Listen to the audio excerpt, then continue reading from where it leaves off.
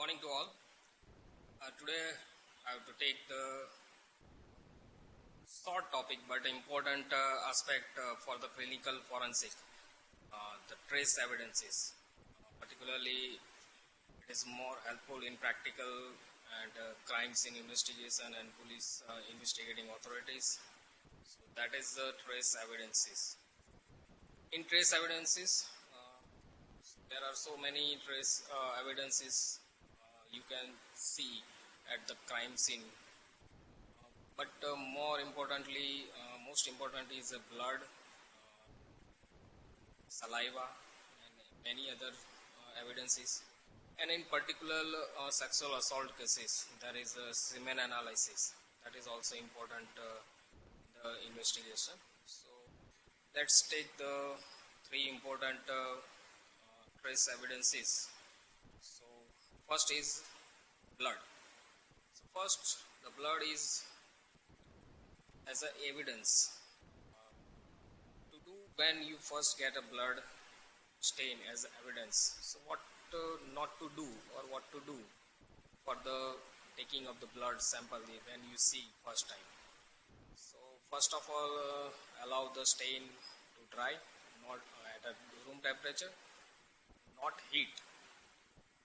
And drying also protect it from putrefaction, and further investigation may be helpful. So first and foremost is the drying of the blood stain. No extra heat to be applied. All stains sent to be FSL. Then and then you can send the samples to FSL. Second is how to collect the blood stain. So when you see the dry blood stain or any clot present over the, so you can take the sample in a clean white paper or cloth material, cotton cloth material, and allow to stain to allow in dry in room temperature. You can use filter paper and send to the laboratory. If the blood stain present over porous material, so you can see portion of the unstained area to be collected.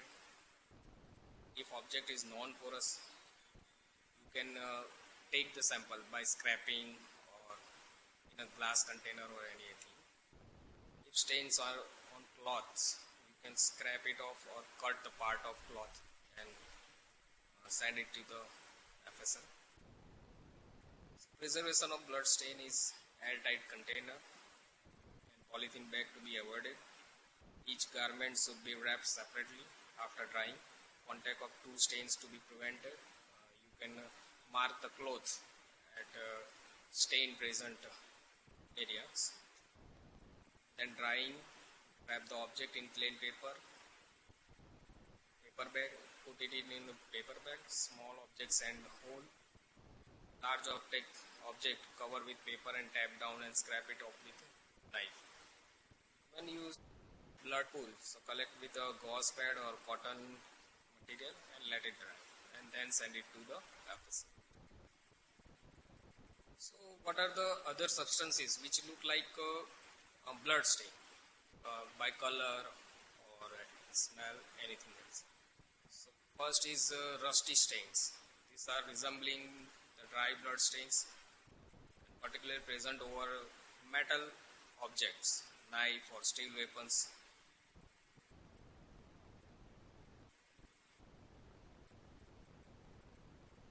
When the opposite sides of blade is heated, the dark glaze appearance and scales are not formed. So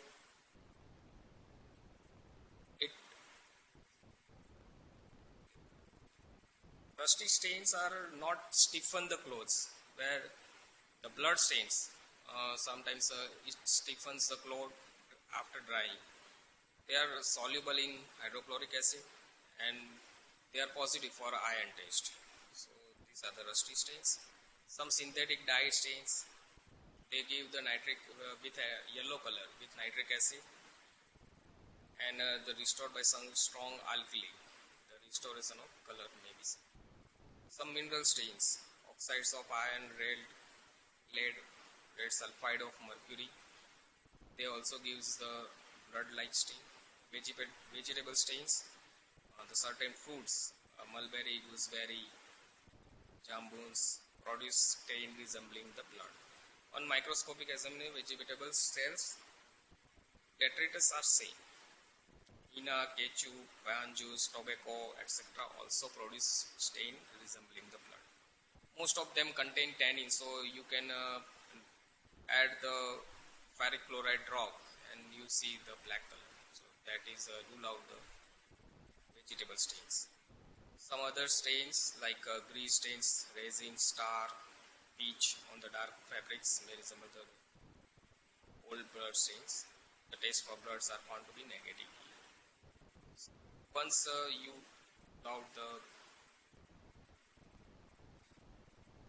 stains other than blood, now the first is whether it is blood or not.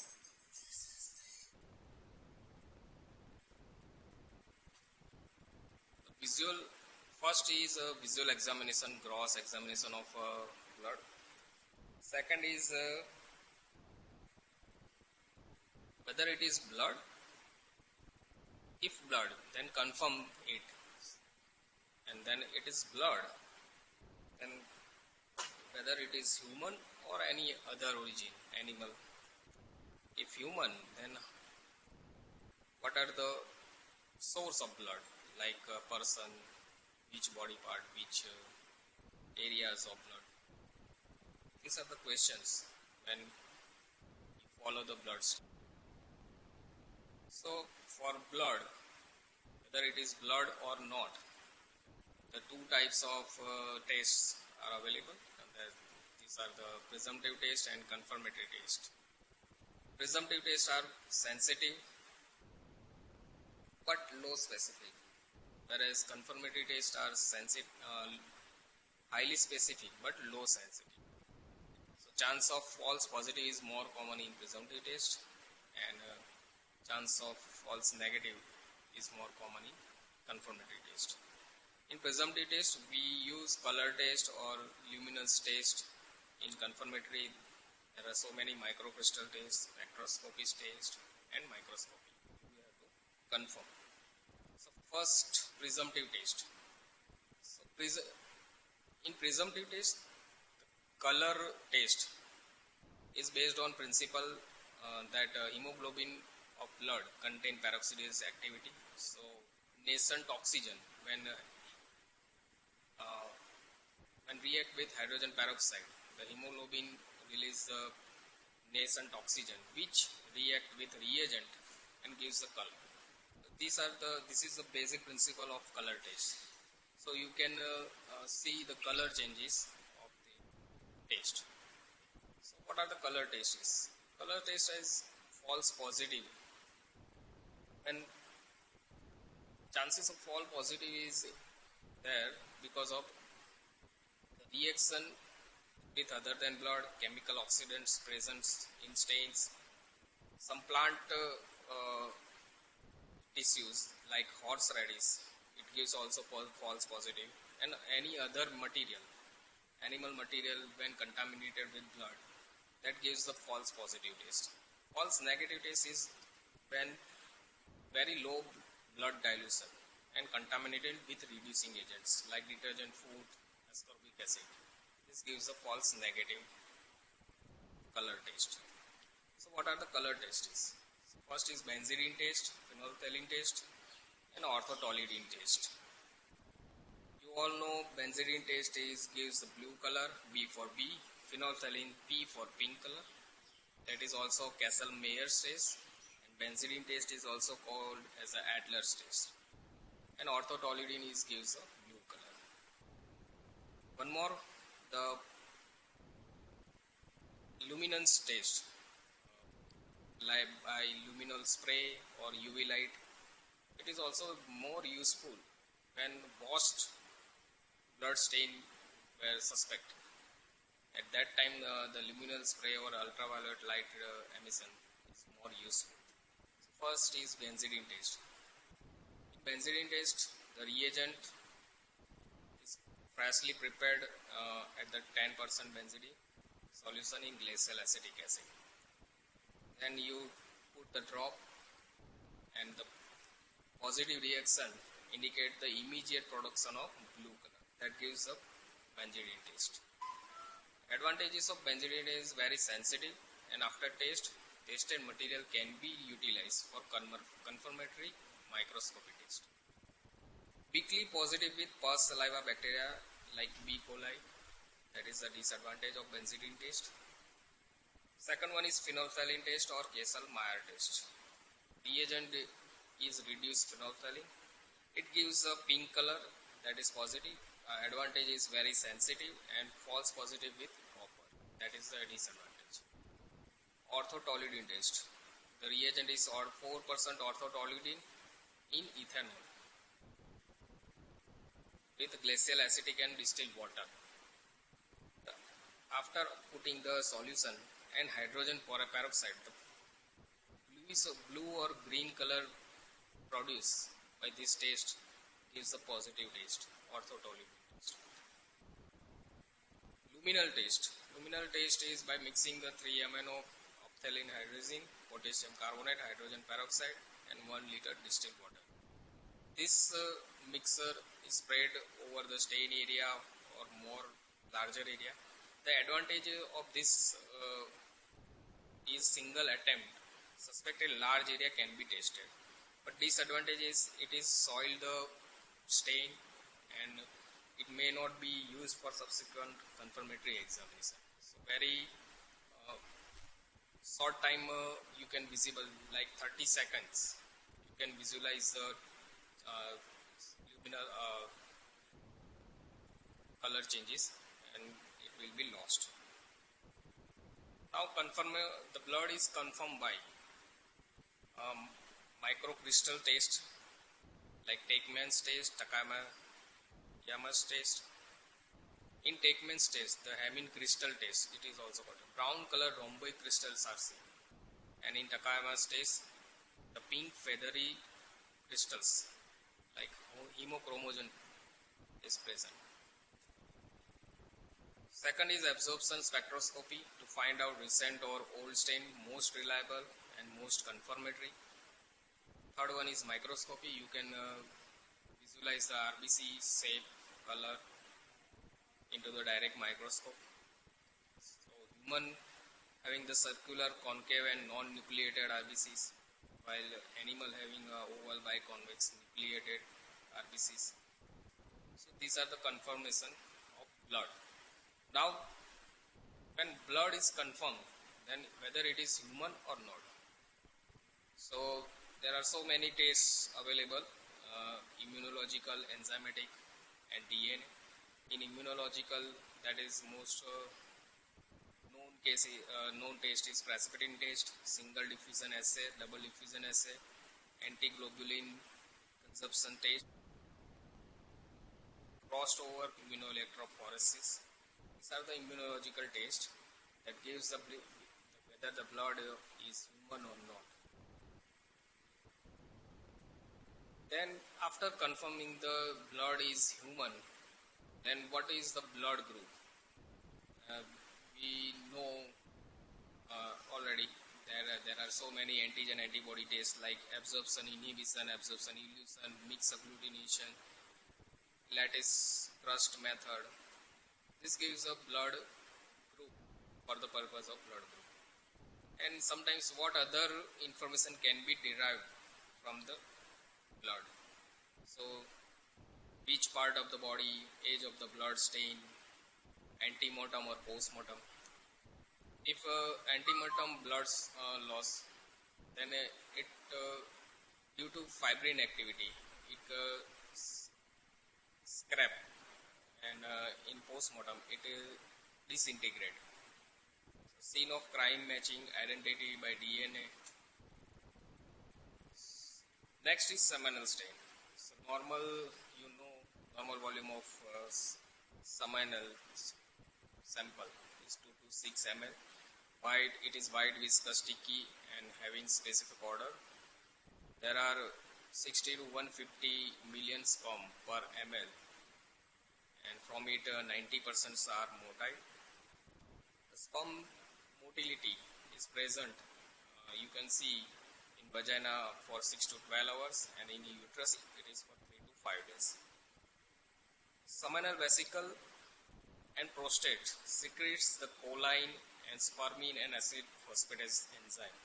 So you can easily assay these enzymes, and you can give the opine of presence of semen.